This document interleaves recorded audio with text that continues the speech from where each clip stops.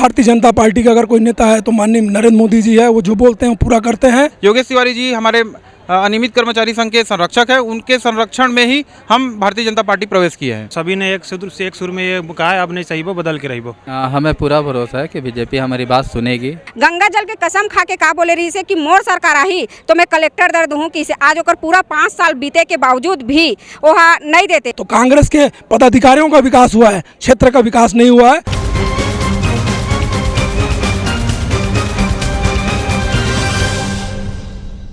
नमस्कार, मैं शारदा काछी आप सबका स्वागत करती हूँ एडिटर जी न्यूज़ में। आज हम मौजूद हैं राजधानी रायपुर के रावण भाटा मैदान में। यहाँ हजारों कार्यकर्ता आज यहाँ बीजेपी ज्वाइन करने आए हैं। आपको बता दें कि किसान नेता योगेश तिवारी के नेतृत्व में आज हजारों कर्मचारी, सरकारी कर्मचारी एवं नियमितीकरण की मांग को लेकर जो धरने पर बैठे थे वो कर्मचारी यहाँ मौजूद है जो आज बीजेपी ज्वाइन करने वाले हैं। चलिए जानते हैं इस बारे में योगेश तिवारी का क्या कहना है। आज आपके साथ साथ हजारों कार्यकर्ता ने बीजेपी ज्वाइन किया है। आपको क्या लगता है कि जिस तरह कांग्रेस ने इन लोगों के साथ वादा खिलाफी किया है, कि आपको लगता है कि बीजेपी इन लोगों के साथ सही करेगा? इन लोगों की जो मांगे हैं उन लोगों को वो सब पूरे होंगे कि नहीं? बिल्कुल पूरा होगा, क्योंकि इस भारतीय जनता पार्टी का अगर कोई नेता है तो माननीय नरेंद्र मोदी जी है। वो जो बोलते हैं वो पूरा करते हैं। और हम लोगों ने उनसे जो निवेदन किया, जो हमारी छोटी मोटी मांगे जरूर पूरा होगी। आज जो आप देख सकते हैं कि प्रदेश की जो कांग्रेस की सरकार है, उन्होंने जो घोषणा किया वो घोषणा उन्होंने पूरा नहीं किया। शराबबंदी की बात कही थी, आज शराबबंदी नहीं किए। गंगा जल की कसम खाकर भूपेश बघेल ने और राहुल गांधी ने जो घोषणा किया था, बोले युवा बेरोजगारों को रोजगार दी जाएगी, रोजगारी भत्ता दिया जाएगा।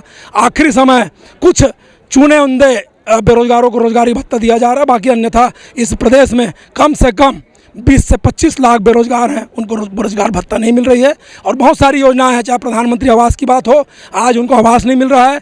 बिजली हाफ करने की बात करती है सरकार, आज बिजली ही हाफ कर दी गई है। बिल तो हाफ की बात तो दूर की बात है, लोगों को बिजली नहीं मिल पा रहा है। मेरे साथ किसान जुड़े हुए हैं, किसान परेशान है।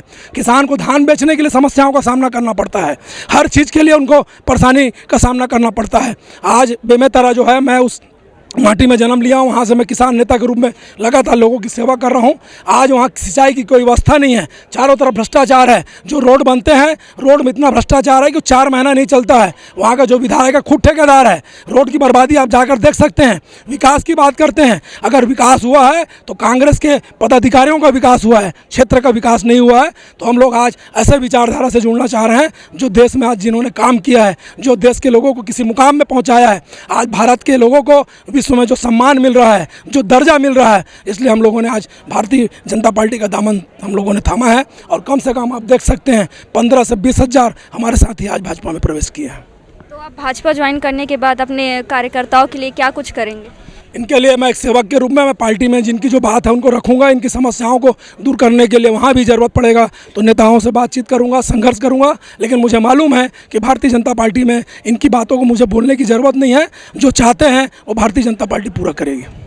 यहाँ जो धरना स्थल है वहाँ लगातार कई कर्मचारी बहुत समय से कंटिन्यू मतलब धरने पर बैठ रहे हैं अपनी मांगों को लेकर, लेकिन सरकार लगातार उनकी मांगों को अनदेखा कर रही है। इसके बारे में क्या कहेंगे? सरकार तो धोखेबाज है ही ना। उन्होंने घोषणा पत्र में गंगा जल लेकर उन्होंने कसम खाया था कि जो संविदा कर्मचारी हैं, जो अनियमित कर्मचारी हैं, सत्ता में आते ही उनको नियमितीकरण कर दिया जाएगा। लेकिन सरकार अपने वादा को भूल चुकी है। आज जो बेचारी जो सफाई कर्मी है, जो खाना मध्यांतर भोजन बनाने वाली जो हमारी बहनी है, 40-40 रुपये दिया जाता है। सरकार एक तरफ जो फैक्ट्री के मालिक उनको दबाव डालती है कि न्यूनतम मजदूरी मिलनी चाहिए, कलेक्टर के दर से उनकी मजदूरी मिलनी चाहिए। लेकिन उस नियम को अगर कोई तोड़ता है तो प्रदेश सरकार के लोग तोड़ते हैं। न्यूनतम मजदूरी उनको नहीं दिया जा रहा है। इनकी सभी जायज़ मांग पूरी होनी चाहिए, अन्यथा आंदोलन कर रहे हैं। हम लोग भारतीय जनता पार्टी की सरकार आएगी तो जरूर प्रयास करेंगे इनकी सभी मांग पूरी हो। क्या नाम है आपका? मैं रवि गढ़पाले, प्रदेश अध्यक्ष छत्तीसगढ़ संयुक्त अनियमित कर्मचारी महासंघ। तो आप लोग का आज भाजपा ज्वाइन करने का कारण क्या है? जी मैं आपको बताऊंगा, कांग्रेस पार्टी ने वर्ष 2018 का जो जन घोषणा पत्र बनाया था, उस घोषणा पत्र में स्पष्ट रूप से बिंदु क्रमांक 11 में और बिंदु क्रमांक 30 में ये लिखा था कि अगर उनकी सरकार बनती है तो पहले 10 दिनों में नियमितीकरण की कार्रवाई की जाएगी, किसी की छटनी नहीं की जाएगी, आउटसोर्सिंग ठेका बंद किया जाएगा। लेकिन इसके विपरीत हजारों कर्मचारियों को 5 सालों में छटनी कर दिया गया। छटनी किए कर्मचारियों की बहाली नहीं की गई है और किसी का भी नियमितीकरण नहीं हुआ है, जिससे निराश होकर जो है हम लोगों ने मजबूरन भारतीय जनता पार्टी के साथ जाने का फैसला लिया है।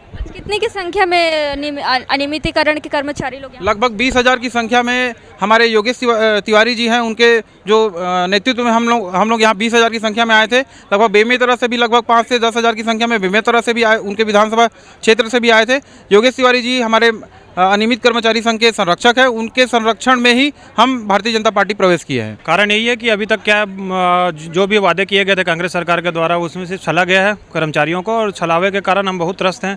त्रस्तता के देखते हुए हमारे जितने भी साथी आए हुए हैं उन्होंने सभी ने एक सुर में ये कहा है, अब नहीं सही वो बदल के रही वो, इस छलावे वाली सरकार को बदलना है। तो आप लोग को लगता है क्या कि जिस तरह कांग्रेस ने आप लोग के साथ छलावा किया है कि अगर बीजेपी में आप ज्वाइन होते हो तो क्या उसके बाद बीजेपी आप लोग की मांगे सुनती है कि कांग्रेस की तरह ही अपना बयान बदल देगी?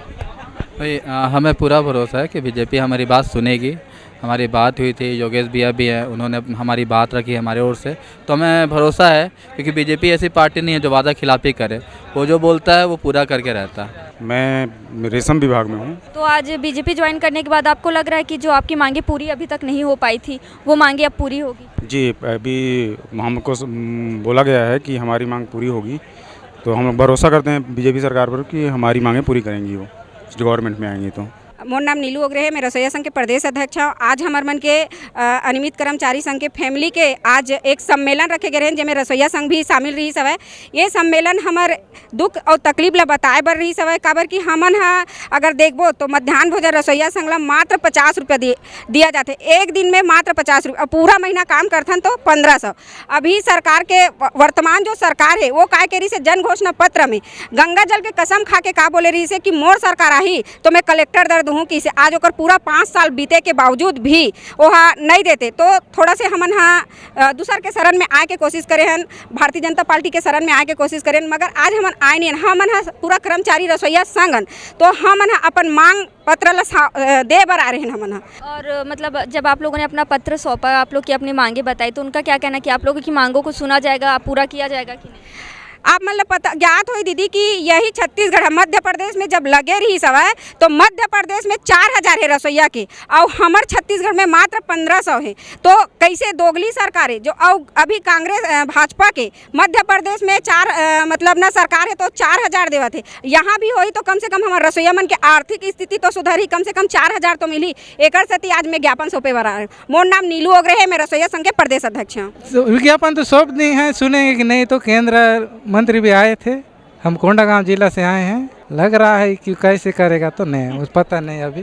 हमारा बाल बच्चा कैसा पढ़ाएंगे, कैसा लिखा नहीं पा रहे हैं, सबका रोजी बढ़ गया, हमारा नहीं बढ़ रहा है। हम लोग इसलिए हमारा जो संगठन है रसोईया संगठन एकदम पिछड़ा हुआ है, इसको थोड़ा सा हम लोग तय करने के लिए हम लोग यहाँ वहाँ दौड़ रहे हैं कि हमारा बन जाए, हमारा बाल बच्चा को भविष्य पढ़ाई लिखाई के लिए सहयोग हो जाए। कम से कम हमको 250 रुपया रोजी बने या कलेक्टर दर पे देंगे, बोले ये नहीं दे पाए, इसलिए हम लोग यहाँ फिर सम्मेलन में आके यहाँ पर विज्ञापन सौंपने के लिए दीदी मन के साथ आए हैं।